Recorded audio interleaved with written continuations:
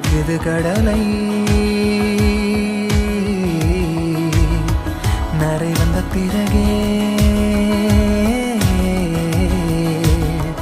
புரியுது உலகை. நேற்றின் இன்பங்கள் யாவும் கூடியே இன்றை இப்போதை அர்த்தமாக்குதே. இன்றின் இப்போதின்